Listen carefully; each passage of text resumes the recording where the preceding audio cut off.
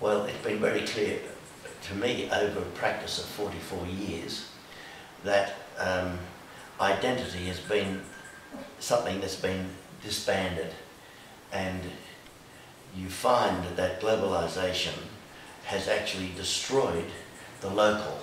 And I think that you can be local and produce something that is of significance, and it's a really important issue that culturally, you know, culture is adding that other very thin layer to hundreds of years before, and we're now jumping all over the place in architecture.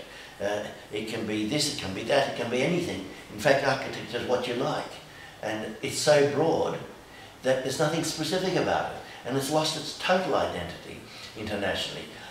You look at a building in New York, the same architect look at the building in Berlin, or look at it in Barcelona, and they're the same building, the same architect, same building, not responding to anything that's local. And I find this just appalling.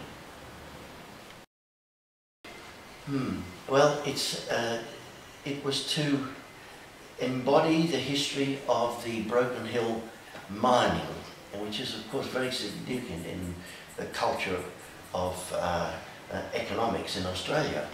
And the client body was the Broken Hill City Council, and they appeared to be a pretty good organisation, and they had some good people in there wanting to have something quite special. But one of the problems was that at the time there was a change of government, and it went from nationally the Labor government into nationally the Liberal government, the Conservative government. And the Conservative government, right at the time this was now going to be funded, said unless an organisation such as a museum can show that it can fund itself from the time it is built, in other words, the actual takings, revenue, would support the running of such an organisation, then the government wasn't going to offer funding. And overnight, the funding was basically denied, no further application. And so the job stopped as a consequence of change of government. There was every reason for this building to go ahead, for the design, the research that I had done. I'd sent it to the Victorian Technology Centre. A 1 to 100 model was made. Wind tests were conducted.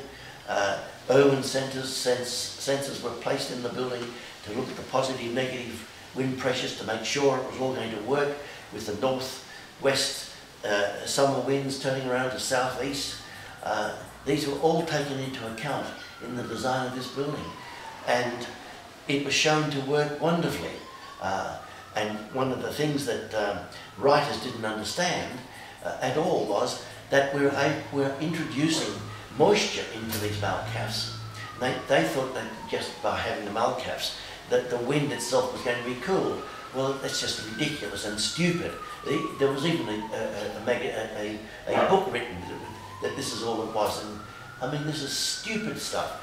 And it was based on Hassan Fatih's research, and we could lower the temperature by 10 degrees. But furthermore, I had understood the importance of these malcaps. Not only were you in a shaft coming down into a mine, which I had done, every level you come at, there's a whoosh of air that comes at you, which is the ventilation that's going through. And I wanted this to be access way. As you went along, these air shafts to be bringing air in at each point you went along. But not only that, to identify one shaft from the next shaft through the application of crushed herbs from the desert. So by putting the herbs on the plates, inside this moisture coming down, you'd get the scents, that is S-C-E-N-T-S, of the desert. So there were lemon scents, there were eucalyptus scents, there were musk scents, there were many types of scents, and all you needed to have these herbs from the desert, and you could have them along on each malcaf or each second malcaf, and then you get the perfumes coming through into the building, which to me was very important as part of another sense being stimulated in this region, of which this is the Broken Hill, in the hot arid region, the desert region of Australia.